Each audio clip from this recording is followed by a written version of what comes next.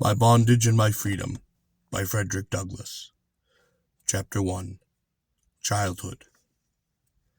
In Talbot County, Eastern Shore, Maryland, near Easton, the county town of that county, there is a small district of country, thinly populated, and remarkable for nothing that I know more of than for the worn-out, sandy, desert-like appearance of its soil.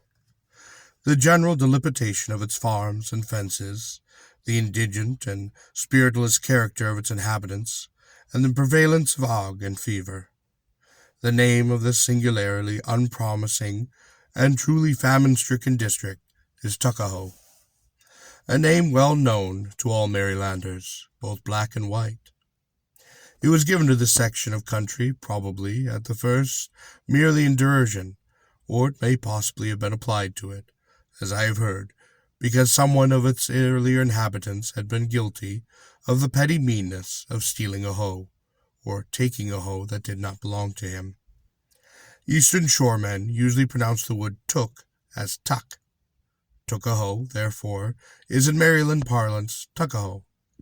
But, whatever may have been its origin, and about this I will never be positive, that name has stuck to the district in question, and it is seldom mentioned but with contempt and derision, on account of the barrenness of its soil, and the ignorance, indolence, and poverty of its people. Decay and ruin are everywhere visible, and the thin population of the place would have quitted it long ago, but for the Choptank River, which runs through it, from which they take abundance of shad and herring, and plenty of ague and fever.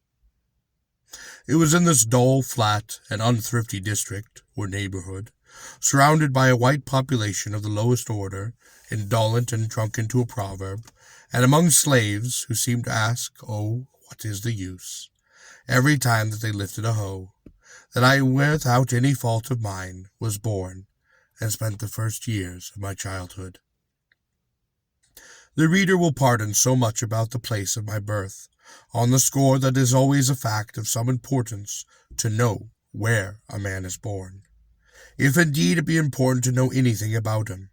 In regard to the time of my birth, I cannot be as definite as I have been respecting of the place, nor indeed can I impart much knowledge concerning my parents.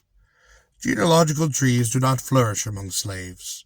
A person of some consequence here in the North, sometimes designated father, is literally abolished in slave law and in slave practices. It is only once in a while that an exception is found to this statement. I never did meet with a slave who could tell me how old he was. Few slave mothers know anything of the months of the year, nor of the days of the month.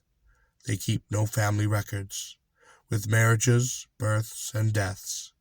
They measure the ages of their children by springtime, winter time, harvest time, planting time, and the like, but these soon become undistinguishable and forgotten. Like other slaves, I cannot tell how old I am. This destitution was among my earliest trouble.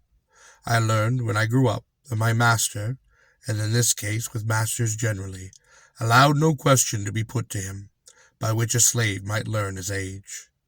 Such questions deemed evidence of impatience, and even of impudent curiosity. From certain events, however, the dates of which I have since learned, I suppose myself to have been born about the year 1817. The first experience of life with me, that I now remember, and I remember it but hazily, began in the family of my grandmother and grandfather, Betsy and Isaac Bailey. They were quite advanced in life, and had long lived on the spot where they had resided. They were considered old settlers in the neighborhood, and, from certain circumstances, I inferred that my grandmother especially was held in high esteem, far higher than is the lot of most colored persons in the slave states. She was a good nurse, and a capital hand for making nets for catching the shad and herring, and these nets were in great demand, not only in Tuckahoe, but at Denton and Hillsborough, neighboring villages. She was not only good at making the nets, but was also somewhat famous for her good fortune in taking the fishes referred to. I have known her to be in the water half the day. Grandmother was likewise more provident than most of her neighbors in the preservation of seedling sweet potatoes, and it happened to her, as it will happen to any careful and thrifty person residing within an ignorant and impoverished community, to enjoy the reputation of having been born to good luck. Her good luck was owing to the exceeding care which she took in preventing the succulent root from getting bruised upon the digging, and in placing it beyond the reach of frost, by actually burying it under the hearth of her cabin during the winter months. In the time of planting sweet potatoes, Grandmother Betty, as she was familiarly called, was sent for in all different directions, simply to place the seedling potatoes in the hills. For superstition had it that if Grandma Betty but touches them at planting, they will sure to grow and to flourish. This high reputation was full of advantage to her, and to the children around her, though Tuckahoe had but few of the good things of life. Yet such as it did possess, Grandmother got a full share. In the way of presents, if good potato crops came after her planting, she was not forgotten by those for whom she planted, and she was remembered by others. So she remembered the hungry little ones around her. The dwelling of my grandmother and grandfather had few pretensions. It was a log hut, or cabin, built of clay, wood, and straw. It at distance resembled, though it was smaller, less commodious, and far less substantial, the cabins erected in the western states by those first settlers. To my child's eye, however, it was a noble structure, admirably adopted to promote the comforts and conveniences of its inmates. A few rough Virginia fence rails, flung loosely over the rafters above, answered the triple purpose of floors, ceilings, and bedsteads. To be sure, this upper apartment was reached only by a ladder, but what in the world for climbing could be better than a ladder? To me this ladder was really a high invention, and possessed a sort of charm, as I played with delight upon the rounds of it. In this little hut there was a large family of children. I dare not say how many, for my grandmother, whether because too old for field service, or because she had so faithfully discharged the duties of her station in early life, I know not, but enjoyed the high privilege of living within the cabin, separate from the quarter, and with no other burden than her own support and the necessary care of the little children imposed. She evidently esteemed it a great fortune to live so. The children were not her own, but her grandchildren, the children of her many daughters. She took a delight in having them around her, and attending to their few wants. The practice of separating children from their mother, and hiring the latter out at distances too great to admit of their meeting, except only at very long intervals, is a marked feature of the cruelty and barbarity of the slave system. But it is in harmony with the grand aim of slavery, which always and everywhere is to reduce the man to a level with the brute. It is a successful method of obliterating from the mind and heart of the slave all just ideas of the sacredness of family as an institution. Most of the children, however, in this instant, being the children of my grandmother's daughters, the notions of family, and the reciprocal duties and benefits of the relation, had a better chance of being understood than where children are placed, as they often are in the hands of strangers, who have no care for them, apart from the wishes of their masters. The daughters of my grandmother were 5 in number. Their names were Jenny, Esther, Millie, Priscilla, and Harriet. The daughter last name was my mother, of whom the reader shall learn more by and by. Living here with my dear old grandmother and grandfather, it was a long time before I knew myself to even be a slave. I knew many other things before I knew that. Grandmother and grandfather were the greatest people in the world to me, and being with them so snugly in their own little cabin, I supposed it to be their own, knowing no higher authority over me or the other children than the authority of grandmamma.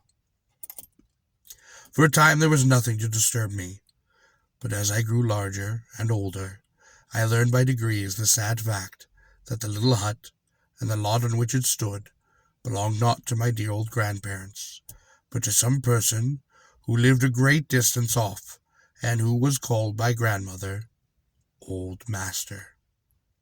I further learned the saddened fact that not only the house and lot, but that grandmother herself, for grandfather was free, and all the little children around her belonged to this mysterious personage, called by grandmother with every mark of reverence, Old Master. Thus early did clouds and shadows begin to fall upon my path. Once on the track, troubles never come singly. I was not long in finding out another fact, still more grievous to my childish heart. I was told that this old master, whose name seemed ever to be mentioned with fear and shuddering, only allowed the children to live with grandmother for a limited time, and that in fact, as soon as they were big enough, they were promptly taken away to live with said old master. These were distressing revelations indeed, and though I was quite too young to comprehend the full import of that intelligence, and mostly spent my childhood days in the gleesome sports with the other children, a shade of disquiet rested upon me. The absolute power of this distant old master had touched my young spirit with but the point of its cold, cruel iron, and left me something to brood over after the play and in moments of repose. Grandmammy was, indeed, at the time, all the world to me, and the thought of being separated from her, in any considerable time, was more than an unwelcome intruder. It was intolerable. Children have their sorrows, as well as men and women, and it would be well to remember this in our dealings with them. Slave children are children, and prove no exception to that general rule. The liability to be separated from my grandmother, seldom or never to see her again, haunted me. I dreaded the thought of going to live with that mysterious old master, whose name I never heard mentioned with any affection, but always with fear. I look back to this as among the heaviest of my childhood sorrows. My grandmother in the little hut, and the joyous circle under her care, but especially she, who made us sorry when she left us but for an hour, and glad upon her return. How could I leave her and that good old home? But the sorrows of childhood, like the pleasures of afterlife, are transient. It is not even within the power of slavery to write indelible sorrow at a single dash over the heart of a child. The tear down childhood's cheek that flows is like the dewdrops on the rose, and next the summer breeze comes by and waves the brush, the flower dry. There is, after all, but little difference in the measure of contentment felt by the slave child neglected, and the slaveholder's child cared for and petted. The spirit of the all just mercifully holds the balance for the young. The slaveholder, having nothing to fear from impotent childhood, easily affords to refrain from cruel inflictions, and if cold and hunger do not pierce that tender frame, the first 7 or 8 years of the slave boy's life are about as full of sweet content as those of the most favored and petted white children of the slaveholder. The slave boy escapes many troubles which befall and vex his white brother. He seldom has to listen to lectures on propriety of behavior, or on anything else. He is never chided for handling his knife and fork improperly or awkwardly, for he ever uses any. He is never reprimanded for soiling the tablecloth, for he takes his meals upon a clay floor. He never has the misfortune in his games or sports of soiling or tearing his clothes, for he has almost none to soil or tear. He is never expected to act like a nice little gentleman, for he is only a rude little slave. Thus, freed from that restraint, the slave boy can be in his life and in his conduct a true and genuine boy, doing whatever his boyish nature suggests, enacting by turns all the strange antics and freaks of horses, dogs, pigs, and barn-door fowls, without in any manner compromising his dignity or incurring reproach of any sort. He literally runs wild. Has no pretty little verses to learn in the nursery, no nice little speeches to make for aunts, uncles, or cousins to show how smart he is. And if he can only manage to keep out of the way of the heavy feet and fists of the older slave boys, he may trot on, in his joyous and roguish tricks, as happily as any little heathen under the palm trees of Africa. To be sure, he is occasionally reminded, when he stumbles upon the path of his master, and this he early learns to avoid, that he is eating his white bread, and that he will be made to see sights by and by. The thread is soon forgotten, the shadow soon passes, and our sable boy continues to roll in the dust, or to play in the mud, as best suits him, and in the veriest of freedoms. If he feels uncomfortable from mud or from dust, the coast is clear. He can plunge into the river or the pond without the ceremony of undressing, or the fear of wetting his clothes, his little towellet and shirt, for that is all he has. It's easily dried, and it needed ablution as much as he did his skin. His food is of the coarsest kind, consisting for the most part of the cornmeal mush, which often finds its way from the wooden tray to his mouth in an oyster shell. His days, when the weather is warm, are spent in the pure open air and in the bright sunshine. He always sleeps in airy apartments, and he seldom has to take powders, or to be paid to swallow pretty little sugar-coated pills to cleanse his blood or to quicken his appetite. He eats no candies, gets no lumps of loaf sugar, always relishes his food, and cries but very little, for nobody cares for his crying. He learns to esteem his bruises but slight, because others so esteem them.